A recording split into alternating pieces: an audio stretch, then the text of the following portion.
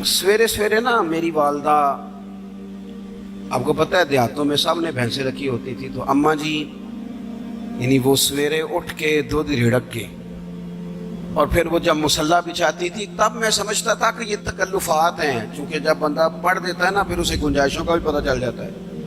मैं समझता था ये तकल्लुफात हैं कि वो पहले कपड़ा बिछाती, मुसल्ला बिछाती, फिर प्याले में पानी ला के पास रखती, फिर वो जनाब उस पर पढ़ना शुरू करती, फिर वो रेल, और फिर रेल के ये जो हाफिज होते हैं ना हमारे, ये फिर ज़्यादा नहीं चूमते कुरान पाक को, इनके पास होता है ना हर वक्त, लेकिन वो पुराने बंदे वो शनील का गुलाफ, फिर उसे खोलना, फिर उसे चूमना, फिर सीने से लगाना, ये सारी चीज़ें उनके पेश नज़र रहती।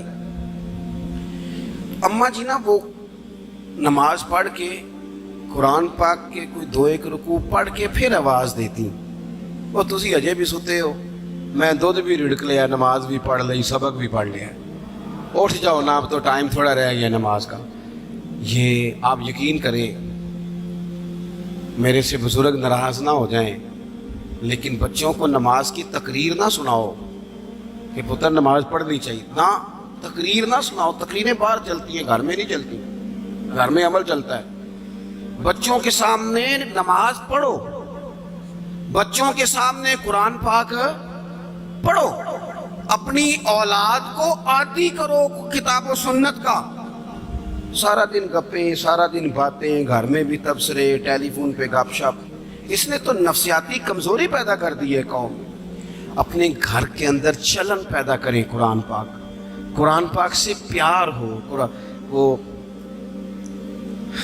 एक दफ़ा ना ये ज़िला शेखुपुरा के किसी गांव में एक आड़ती था, ये मंडी में आड़त, वो पुरानी बात है पाकिस्तान बनने से पहले की। वो सादा सा बंदा था, दाढ़ी रखी थी, 5 वक्त नमाज पढ़ता था, तो फौत हो गया। आड़त करता था तो उसकी कब्र से खुशबू आने लग गई। इतने कभी किसी पीर की कब्र चौंदी तो फिर कोई मुंडिया ने बटत करनी सी पीरां दिया ने, फिर तो कमाल हो जाना था।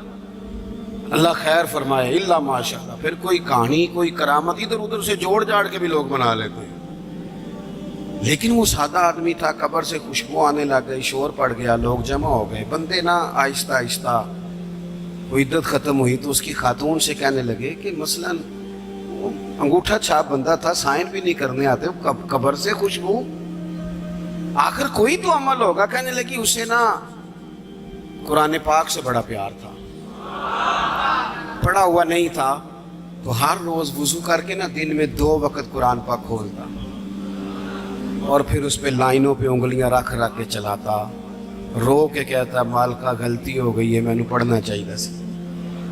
अल्लाह तू जो भी आखे है साची आखे है, तेरा कलाम बड़ा सच्चा है, मालिक तू बड़ा करीम है, तू मेरे वास्ते खैर दियां गल्लां की थी। कहते वो कुरान पाक से बड़ा प्यार करता था, बीमारी, तंदुरुस्ती, सफर, हजर, कुरान से बड़ा प्यार किया।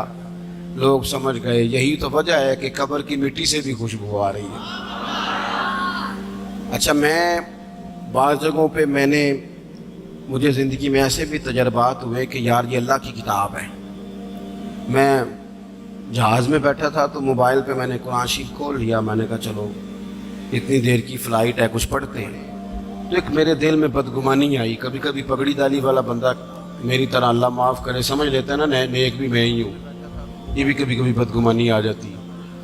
तो मैं वो तिलावत कर रहा था तो मेरे दिल में ख्याल आया, यार देखो सारे लोग कानों में टूटियाँ लगाई हैं, गप्पे लगा रहे हैं, कुरान पाक पढ़ लेना चाहिए था। तो एक नौजवान, उसने ना बाल पीछे यहाँ रबड़ डाली हुई, औरतों की तरह, पैंट शर्ट बड़ी दाढ़ी और बड़ा जदीद फैशन का उसका स्टाइल।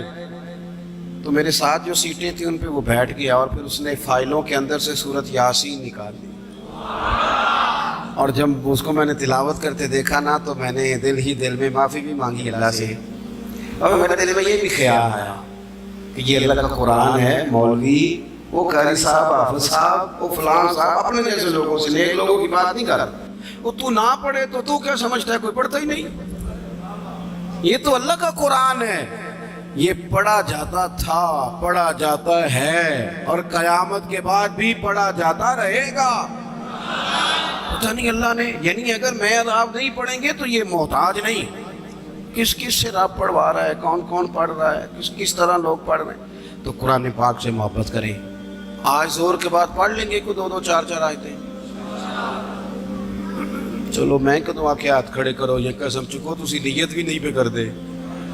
تھوڑا سا پڑھ لیں گے انشاءاللہ تعالی. اچھا 2 3 دن میرے کہنے پہ پڑھیں آپ, 2 3 دن صرف, لمبا نہیں.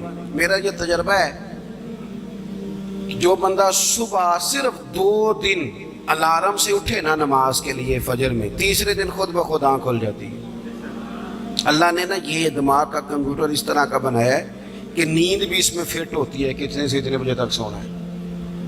اگر آپ فٹ کر لیں گے نا کہ میں نے نماز میں اٹھنا ہے پھر تلاوت کرنی ہے, تو انشاءاللہ تعالیٰ آپ کی آنکھ کھلا کرے گی.